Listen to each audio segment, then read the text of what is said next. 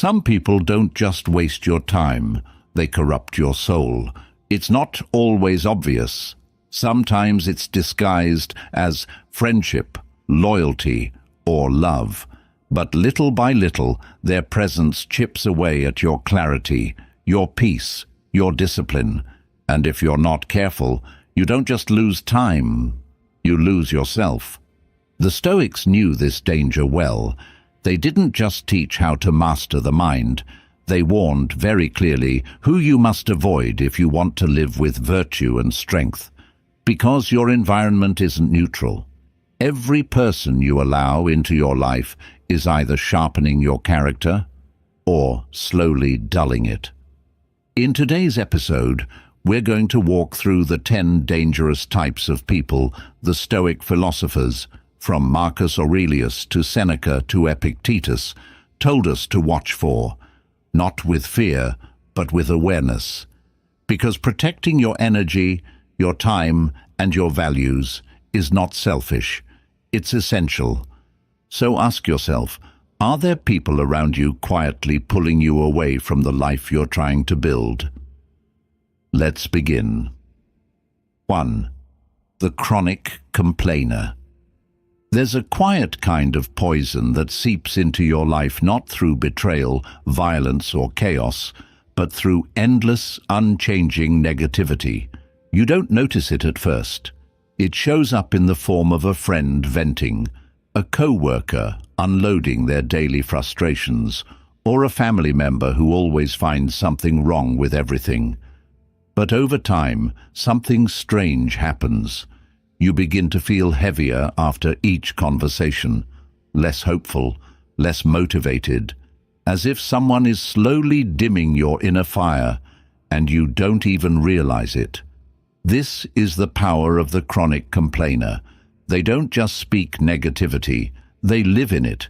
Their worldview is anchored in blame, helplessness, and dissatisfaction. And worse, they want company, because complaining, like misery, needs an audience. And if you're not careful, that audience becomes you. The Stoics were clear: we must guard our minds as fiercely as we guard our homes. Marcus Aurelius wrote, "The soul becomes dyed with the color of its thoughts." But what he didn't say, and what we must now realize, is that we absorb not only our own thoughts, but the tone of those we allow too close. If your environment is saturated with complaints, you start to mirror it. You lower your standards. You begin to see problems instead of possibilities. Stoicism teaches us to focus on what we can control, to take responsibility for our perspective, our actions, and our inner state, regardless of what the outside world does. Chronic complainers do the opposite. They externalize everything. Nothing is ever their fault. They see life as something that happens to them, not something they have the power to shape. And if you spend enough time around that mindset, it starts to feel normal. But here's the truth. Complaining is not the same as processing. Processing involves intention. It seeks growth, resolution, or understanding. Complaining, by contrast, is a loop. It circles around the same problems without ever reaching a solution. It becomes a form of emotional inertia, movement without progress. And when you constantly absorb that energy, it leaves you mentally exhausted and emotionally stagnant. Seneca warned us, associate with people who are likely to improve you. It's not arrogance, it's self-preservation, because you cannot pour energy into your goals if someone is draining your hope every day. You cannot practice discipline if you're surrounded by those who glorify their excuses. You cannot grow if you're constantly pulled into someone else's emotional whirlpool. So ask yourself, who in your life always has a complaint but never a plan? Who vents endlessly but resists every solution?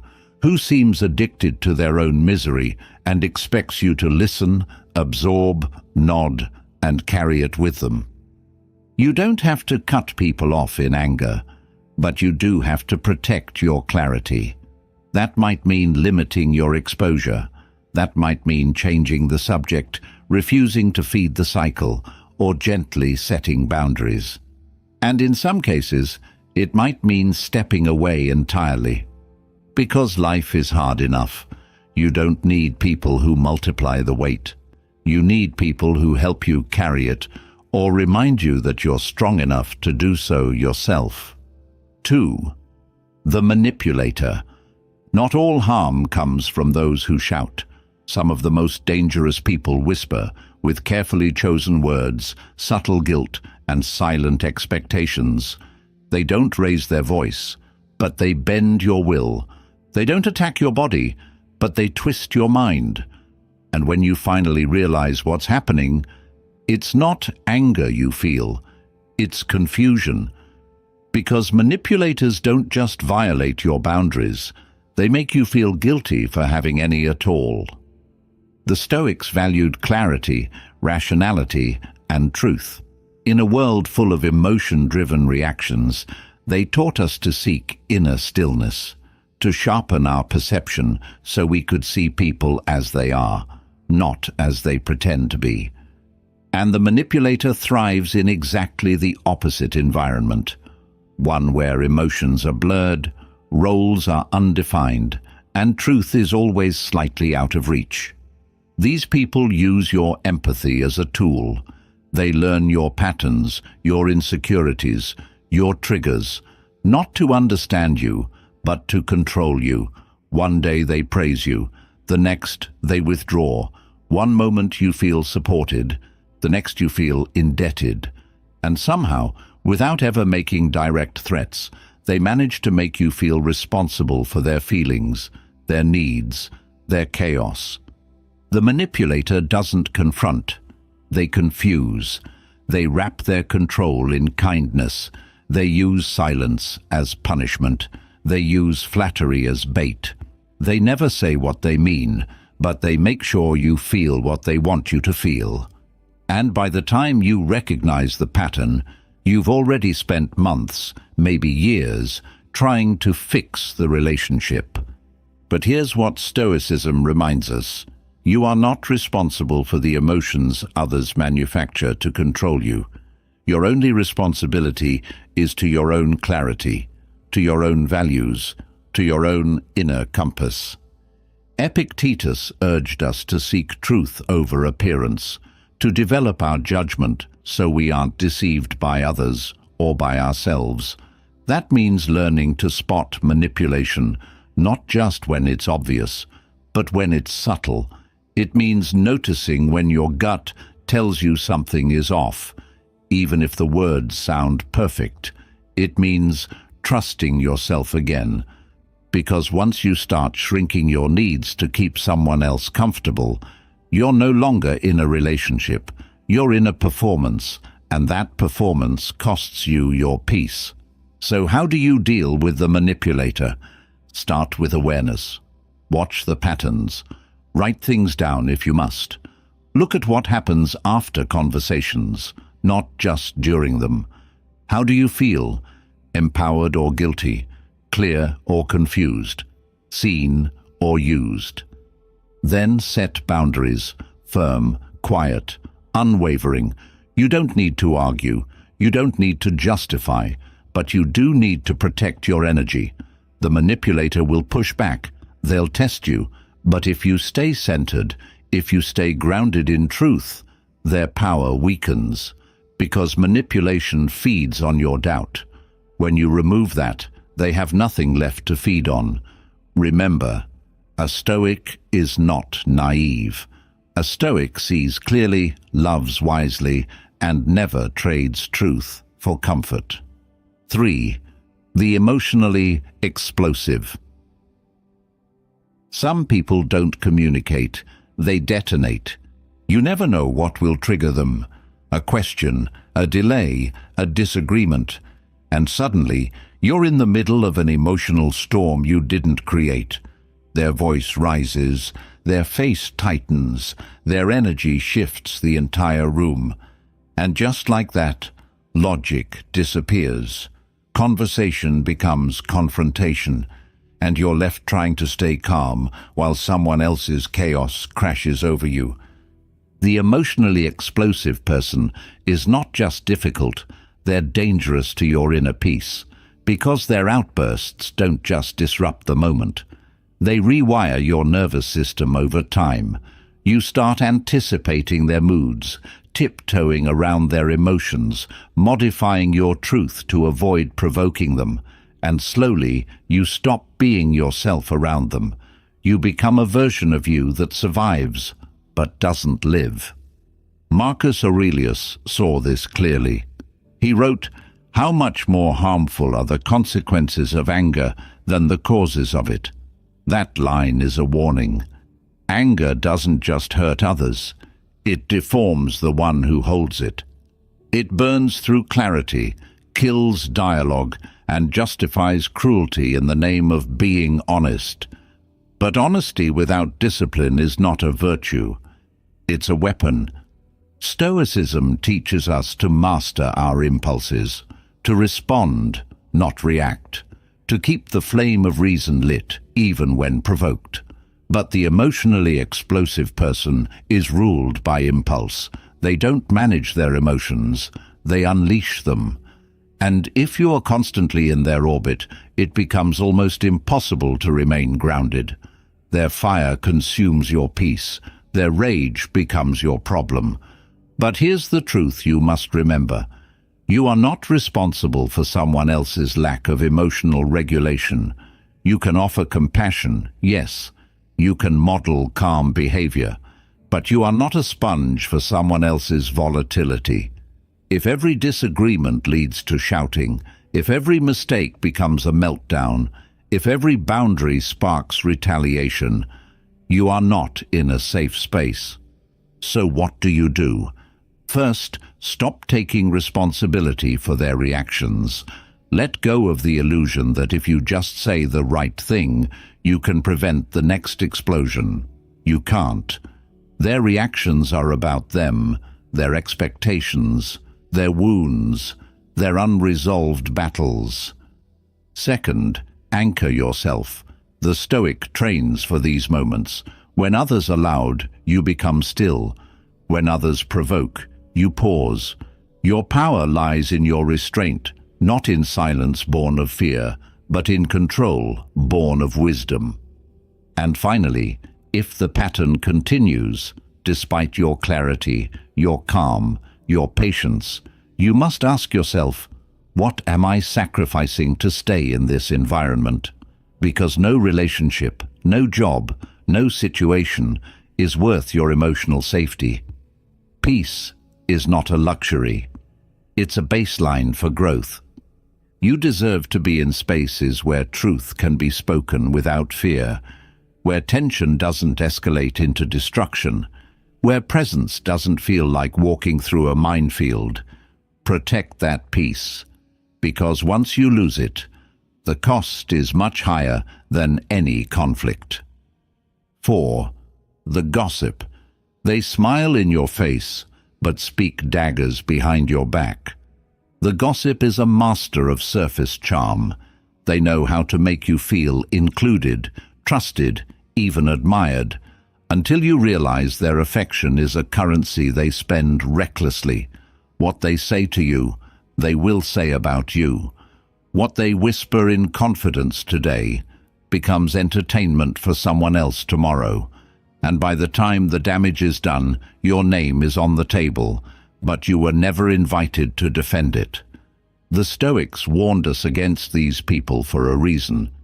Epictetus, in particular, was clear. Associate only with those who improve you. Gossip never improves. It corrodes, not just reputations, but character. Because if you spend enough time listening to gossip, laughing along, nodding silently, it doesn't just stain the target. It stains you. You become what you tolerate. And when you tolerate gossip, you participate in it, even if you never speak. It shifts the way you view others. You start looking for flaws instead of virtues. You become more suspicious, less trusting, more judgmental. And that lens eventually turns inward too, feeding your own insecurities and fears of being talked about when you're not around. But here's the deeper danger. Gossips don't need truth to destroy. They only need access. And the more access you give them to your thoughts, your past, your weaknesses, the more ammunition they collect. Not necessarily out of malice, but out of habit. Because gossiping isn't just a behavior for them, it's a way of life, a substitute for depth, a distraction from self-examination. Stoicism calls us to rise above this noise, to speak only what is necessary, what is helpful, what reflects virtue. Marcus Aurelius urged us to waste no more time arguing what a good man should be. Be one. And that includes what we do with our words, and whose words we allow near us. If someone constantly brings you gossip, you can be certain they're bringing you to someone else. It doesn't matter how much they seem to like you. Gossip is not loyalty. It's instability disguised as connection. So how do you deal with a gossip? Start by refusing to feed the fire. You don't need to argue or confront dramatically. Sometimes a change in subject is enough. Sometimes silence speaks louder than agreement. And if needed, be direct.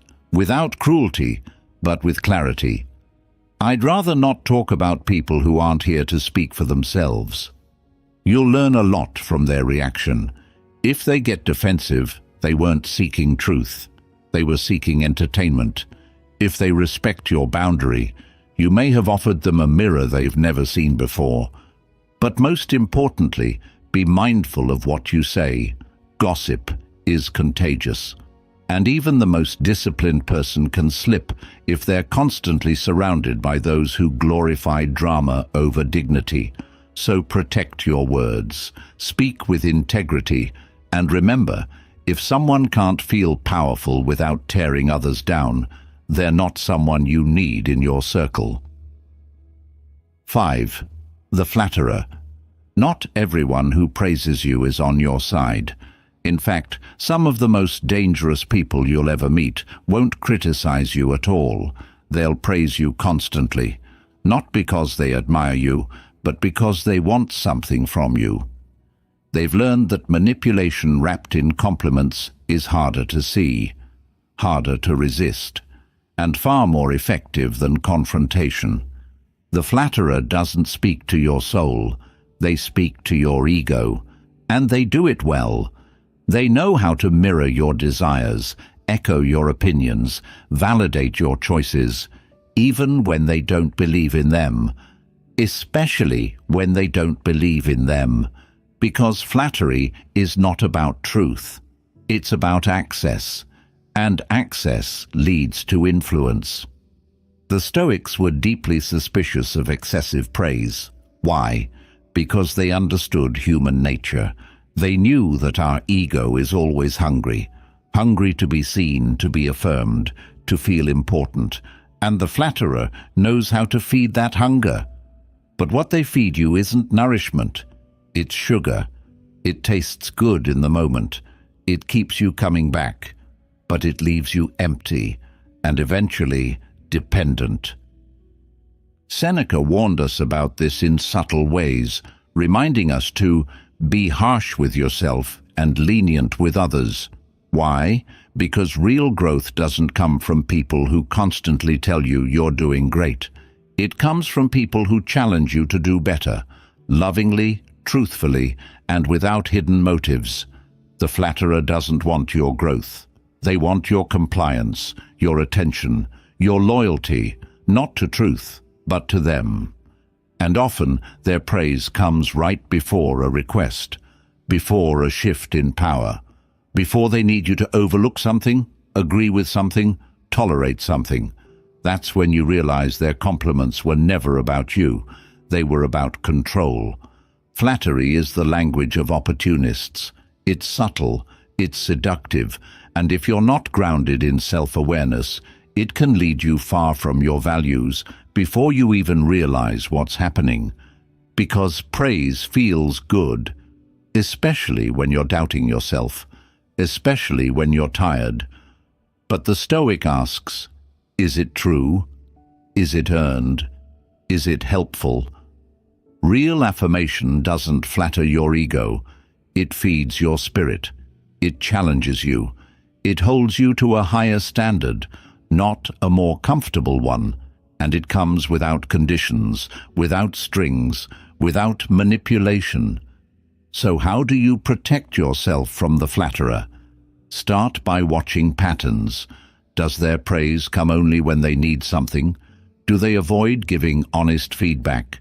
Do they change their tone depending on who has power? And most of all, how do you feel after their praise? Empowered? Clear? Or slightly entangled? And then, check your ego, because the best protection against flattery is self-respect. When you know who you are, you don't need constant affirmation. You can receive a compliment without becoming addicted to it. You can thank someone for their kind words without losing your center.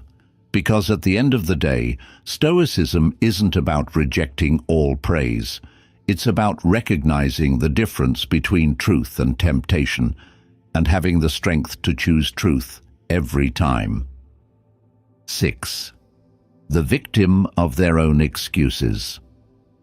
There's a certain kind of person who never takes responsibility, not for their failures, not for their actions, not even for their life. Something is always in the way: a bad boss, a difficult childhood, an unfair world. And while many of these struggles may be real, this person doesn't seek to overcome them. They cling to them, because their identity is built on avoidance, not accountability. They are not victims of fate. They are prisoners of their own excuses. And the Stoics had no patience for this mindset. To them, life was difficult by nature, unpredictable, harsh, even cruel at times. But that was not a justification for passivity. It was a call to courage. As Seneca said, "A gem cannot be polished without friction, nor a man perfected without trials." Difficulty is not an obstacle to growth. It is the growth. But for the chronic excuse maker, every trial becomes a reason to stay stuck. And if you spend enough time around them, their mindset starts to rub off on you, not because they argue with you, but because they normalize inaction. You begin to question your own ambition. You start to feel guilty for striving. You hear them justify their lack of discipline so often, you begin to wonder if discipline itself is unrealistic.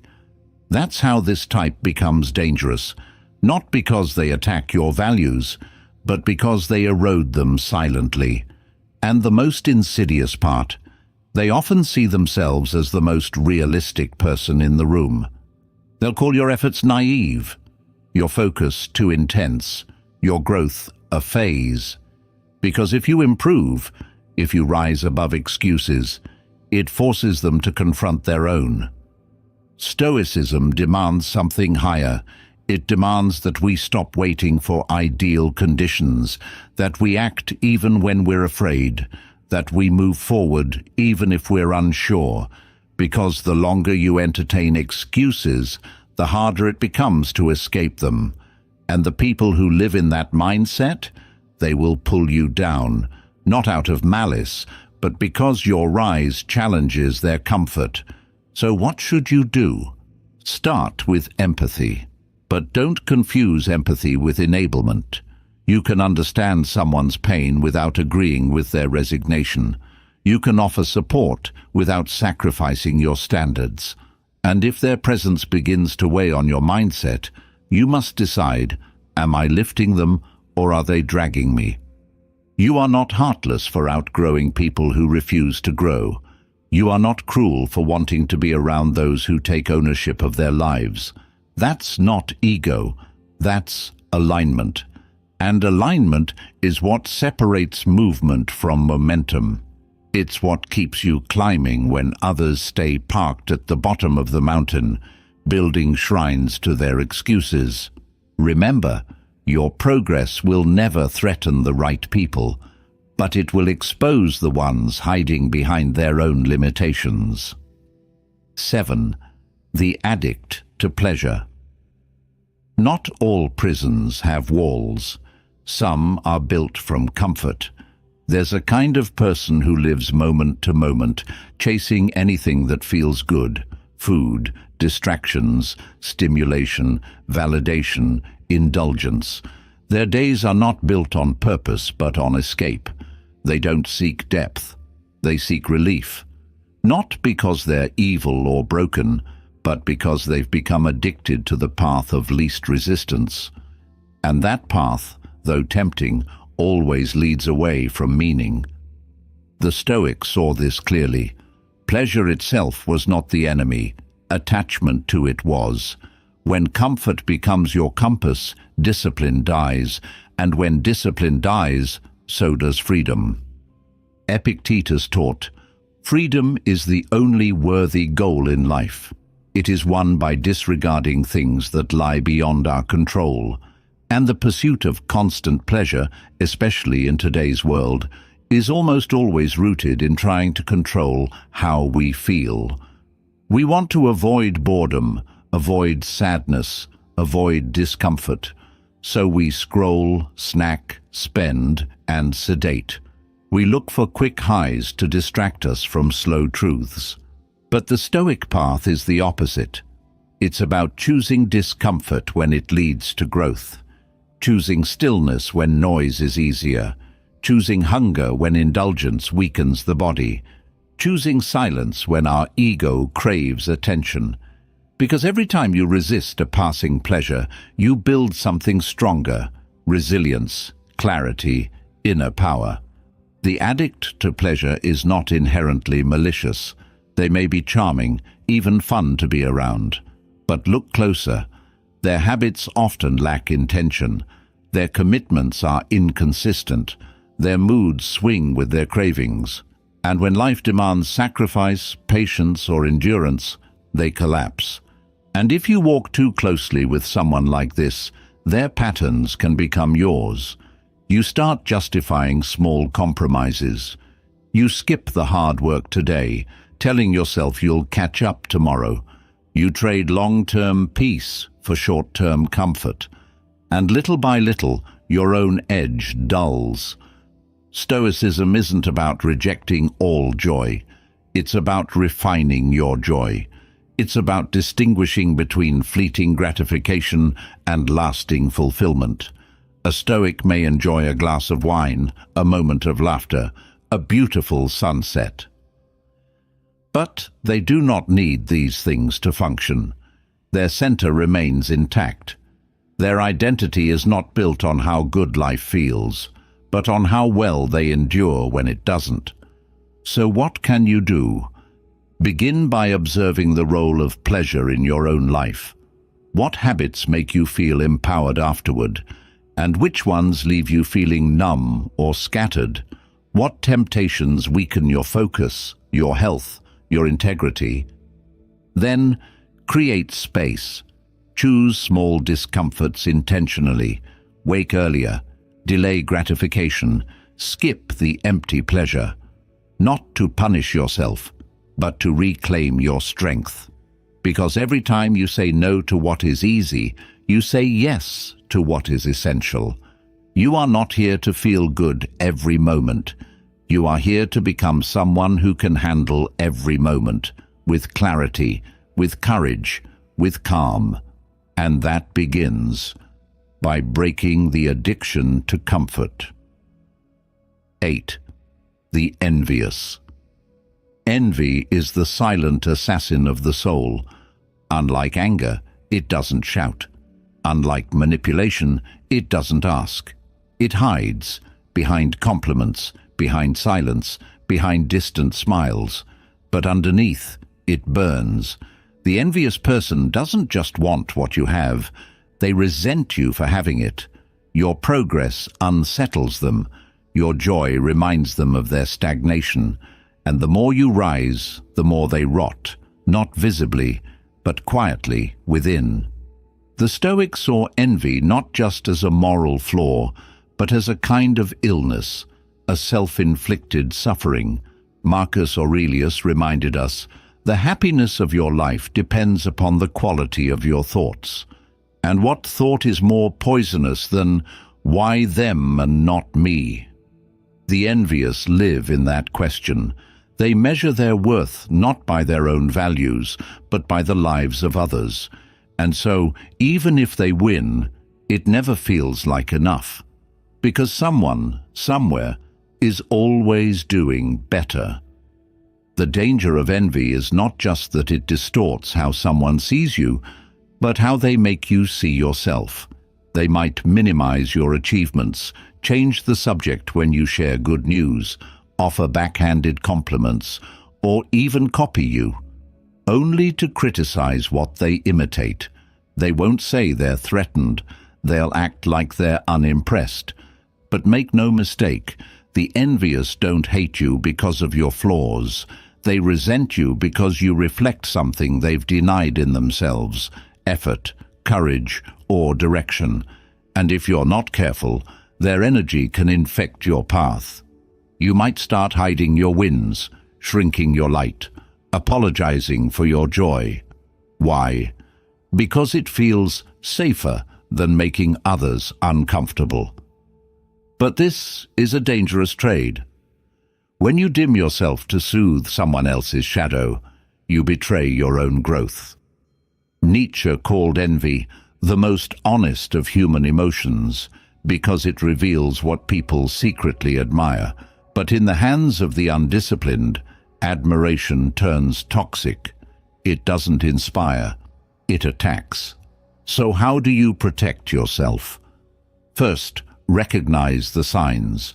Does this person celebrate you when you succeed, or go silent? Do they support your growth, or subtly undermine it? Do they lift others, or only feel strong by comparison? Second, guard your spirit. You don't owe your light to people who flinch at it. You don't need to hide your strength to keep someone else comfortable in their weakness. A Stoic doesn't boast, but they also don't shrink. They live aligned, without apology. And third, don't become them. Envy is contagious. In a world of curated lives and constant comparison, it's easy to slip into measuring yourself against others. But remember what the Stoics taught. Your path is yours alone. What others do, achieve, or become has nothing to do with your virtue. Stay focused. Stay steady. Stay sovereign. Because when you rise with grace, not arrogance, with gratitude, not entitlement, you don't just escape envy, you outgrow it. 9. The time waster. Some people don't steal from your wallet, they steal from your life. They don't come with malice or bad intentions. In fact, they often seem harmless, even friendly. But their presence is a slow erosion. A few hours here, a few distractions there, conversations that lead nowhere, plans that never materialize, dreams talked about endlessly but never acted on, and before you know it, you've given away the one thing you can never get back: your time. Seneca was ruthless on this point. People are frugal in guarding their personal property, but as soon as it comes to squandering time, they are most wasteful. And it's true. We protect our money, our homes, our privacy. But we give our hours, our attention, our sacred focus to anyone who asks for it. The time waster isn't always lazy. Sometimes they're busy, but busy with the trivial. They chase entertainment, gossip, drama, or pointless tasks. They have no direction, no urgency, no deeper sense of meaning. And the danger? They don't want to be alone in that feeling, so they invite you into it. And if you're not vigilant, you begin to drift with them. Their favorite phrases are, "Let's just chill," "What's the rush?" or "You take life too seriously." But these aren't casual remarks. They are invitations to abandon your discipline, because the more serious you are about your life, the more your presence exposes how unserious they are about theirs. So instead of rising with you, they slow you down. And it doesn't take much. A few missed mornings, a few wasted weekends, a few too many laters and tomorrows, and suddenly you're not where you thought you'd be, not because you lacked ability, but because you let people steal your fire without even noticing. The Stoics were obsessed with time, not because they feared death, but because they revered life. They saw every day as a complete unit, a chance to live fully, to move deliberately, to train the mind, body, and soul. And to share your limited hours with someone who has no respect for that is not generosity, it's neglect. So how do you identify a time waster? Look for patterns. Are they always available, but never progressing? Do they complain, but never act? Do they want your attention, but not your growth? Do you leave their company feeling inspired or empty? And more importantly, who are you becoming around them? Because time wasters don't just drain your schedule, they dull your ambition. They make drifting look normal. They normalize delay. And every moment you spend entertaining mediocrity is a moment you lose strengthening your excellence. You don't need to be cruel, but you do need to be clear. Your time is not cheap. Your vision is not negotiable. And your life, this one brief, beautiful, finite life, should not be spent explaining to people why you care so deeply about becoming something greater. Let your calendar reflect your values. Let your circle reflect your standards. Let your time go only to those who honor it with their own. 10. The morally corrupt. There are people who don't just ignore virtue, they mock it. To them, integrity is weakness, honesty is naive, discipline is unnecessary. They wear their cunning like a badge of honor, and their disregard for decency as a sign of strength. These are not people who merely stumble from time to time. They are those who choose the path of vice, who justify it, glamorize it, and try to pull others into it. The morally corrupt are dangerous not only because of what they do, but because of how they make you feel about what you do. When you stand for truth, they call it rigidity. When you set boundaries, they call it arrogance. When you refuse to cheat, cut corners, or manipulate, they laugh, as if virtue were some outdated relic of a weaker time. But here's the Stoic truth. Integrity is not weakness. It is power under control. Marcus Aurelius wrote, "If it is not right, do not do it. If it is not true, do not say it." That kind of clarity terrifies the morally corrupt, because people who live with conscience expose those who don't, not through confrontation, but through contrast. Just by being consistent, honest, and fair, you threaten the identity they've built around shortcuts and shadows. These people don't want growth. They want justification. They don't reflect. They deflect. And they aren't interested in accountability unless it serves them. They are clever, yes, often successful on the surface. But beneath the charm and charisma lies a dangerous hollowness, a disconnect between what they say and who they are.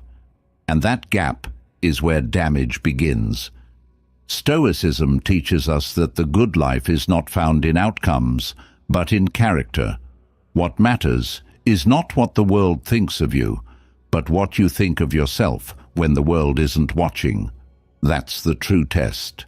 And the morally corrupt fail it every time, not because they lack intelligence, but because they lack alignment. So how do you protect yourself? Don't get pulled into their cynicism.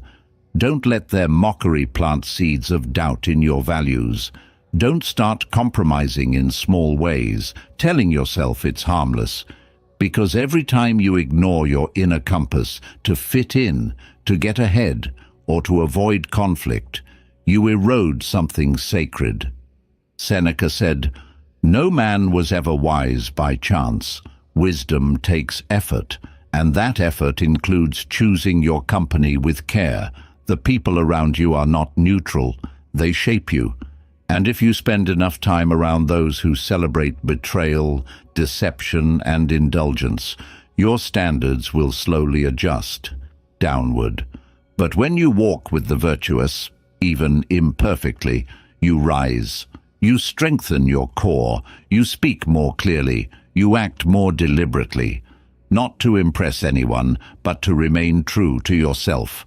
So avoid those who call virtue a joke, who see morality as optional, who seek power without principle, because at the end of this life, the only thing that will matter is not what you built, but who you became while building it.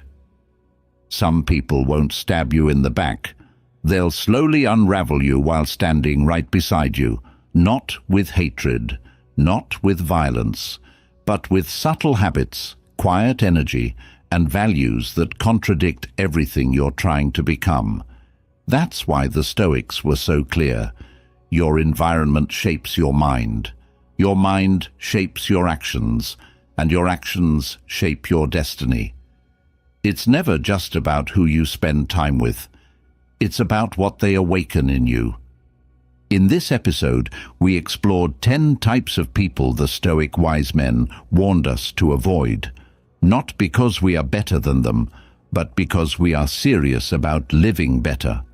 The complainer who poisons progress, the manipulator who bends truth, the explosive who burns peace, the gossip who corrupts trust, the flatterer who deceives with sweetness, the excuse maker who avoids growth, the pleasure addict who escapes discomfort, the envious who resents your light, the time waster who steals your purpose, and the morally corrupt who glorify the very thing you've worked hard to overcome. Avoiding them isn't about ego, it's about alignment. It's about protecting the version of you that's still under construction, the one that's trying, failing, learning, and rebuilding. Because every conversation, every relationship, every influence either moves you closer to your values or pulls you away. The Stoics didn't live in isolation. They lived with discernment. They didn't reject people harshly. They simply refused to compromise what they were building for comfort, for approval, or for entertainment. So now it's your turn to reflect. Who around you challenges you to grow? Who drains you? Who lifts you toward truth? And who leads you into distraction? And more importantly, what kind of person are you becoming for others? Because this isn't just about who you avoid. It's about who you decide to be. If this episode helped you see things more clearly, share it with someone who needs it. Subscribe to join a growing community of thinkers, seekers, and warriors of the mind. And remember, protect your peace, choose your company, and never lower your standards for the sake of fitting in.